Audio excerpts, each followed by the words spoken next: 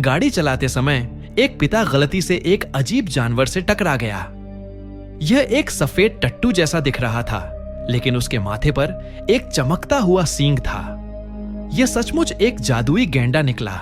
जैसे ही लड़की पुलिस को बुलाने में हिचकिचा रही थी, पिता ने अचानक लोहे की छड़ से गैंडे का सिर कुचल दिया।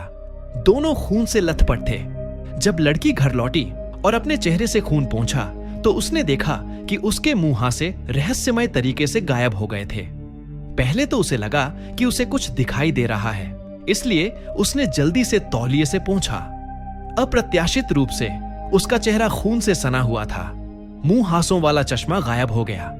लड़की अपने आप में एक बदलाव देखकर हैरान रह गई, जो शायद गैंडे से संबंधित था। उसके पिता को जल्द ही पता चल गया कि कुछ गड़बड़ है।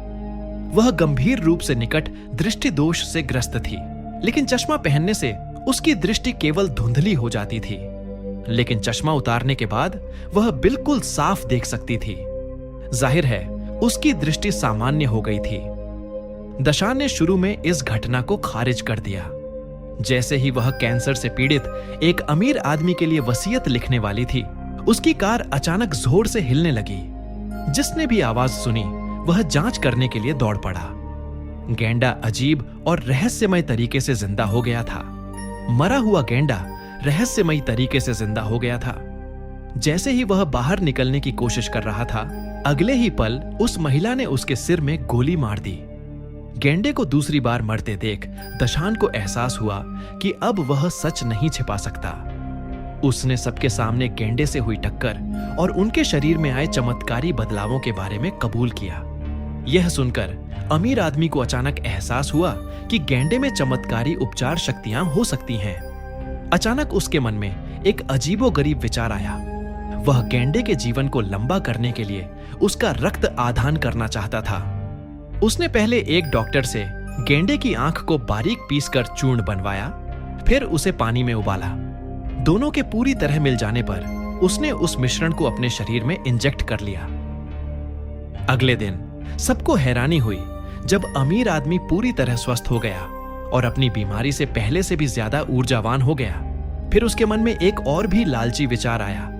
वह पूरे गैंडे को पीसकर चूर्ण बनाना चाहता था और उसे दूसरे अमीर लोगों को ऊंची कीमत पर बेचना चाहता था। जैसे ही सब उत्साहित थे, मेई को एक अशुभ संकेत का आभास हुआ, इसलिए वह जल्दी से अपने कमरे में यूनिकॉर्न के बारे में जानने के लिए गई। उसने पाया कि ये जीव पहली बार मध्य युग में दिखाई दिए थे। उस समय के कुलीन लोग जानते थे कि यूनिकॉर्न बीमारियां ठीक कर सकते हैं, इसलिए उन्होंने सामूहिक रूप से उनका शिकार करना शुरू कर दिया। वे बीमारियां ठीक तो करते थे, लेकिन उन्हें श्राप दिया गया और अंततः रहस्यमय तरीके से उनकी मृत्यु हो गई। हालांकि मुनाफे के लालच में अंधा धनी व्यक्ति इन निराधार तथ्यों पर विश्वास करने से इनकार कर रहा था। जैसे ही उसने यूनिकॉर्न के शरीर को समेटा और ले गया, आसपास की दुकानों में अचानक एक रहस्यमयी हलचल हुई, जिससे पूरी जागीर अंधेरे में डूब गई। दशान को कुछ गड़बड़ का आभास हुआ। वह जांच करने के लिए अंदर जाने ही वाला था कि उसने पाया कि डॉक्टर को एक यूनिकॉर्न के सींग से छेद दिया गया था।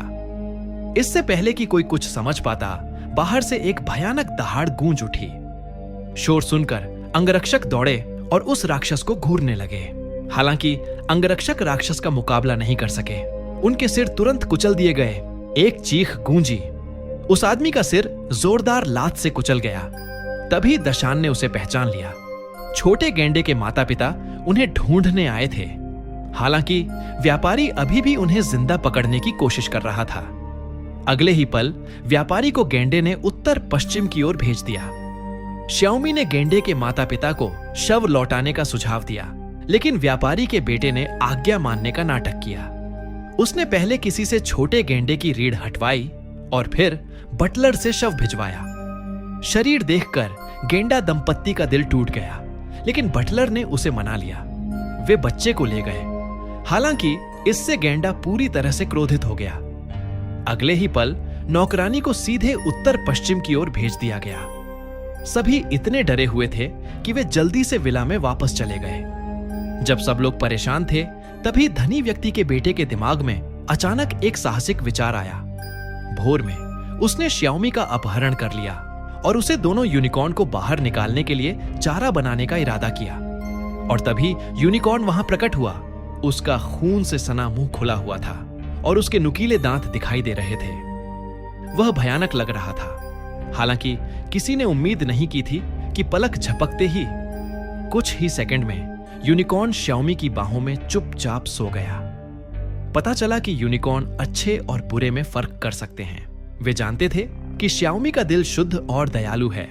हालांकि हुआंगमाओ ने इसे एक अवसर के रूप में देखा और जल्दी से उन रस्सियों को पकड़ लिया जो उसने यूनिकॉर्न के पैरों को बांधने के लिए तैयार की थीं, उसे बंदी बनाकर रखने और उसका प्रजनन करने के इरादे से, इस प्रकार अपार धन अर्जित करने के इरादे से। हालांकि इतना कुछ होने के बाद दशान को परिवार के घृणित स्वभाव का बहुत पहले ही पता चल गया था और उसने बिना किसी हिचकिचाहट के अपने मुर्गे के पंजे से हुआंगमाओ के पेट में छुरा घोंप दिया। हुआंगमाओ ने बहुत संघर्ष किया, लेकिन मरने से पहले उसने दशान की पीठ में छुरा घोंप दिया। श्याओमी अपने पिता की चोटों का हालचाल जानने दौड़ी, लेकिन तब तक बहुत देर हो चुकी थी। जैसे ही श्याओमी दुख से व्याकुल हुई, 2 गैंडे अचानक वहां आ पहुंचे। उन्होंने श्याओमी को जाने का इशारा किया और फिर अपने सींग आपस में टकराए। आसपास के वातावरण में एक शक्तिशाली चुंबकीय क्षेत्र फूट पड़ा। अगले ही पल एक चमत्कारी दृश्य सामने आया। मृत दशान पुनर्जीवित हो गया और पहले मृत छोटा गैंडा भी चमत्कारिक रूप से पुनर्जीवित हो गया।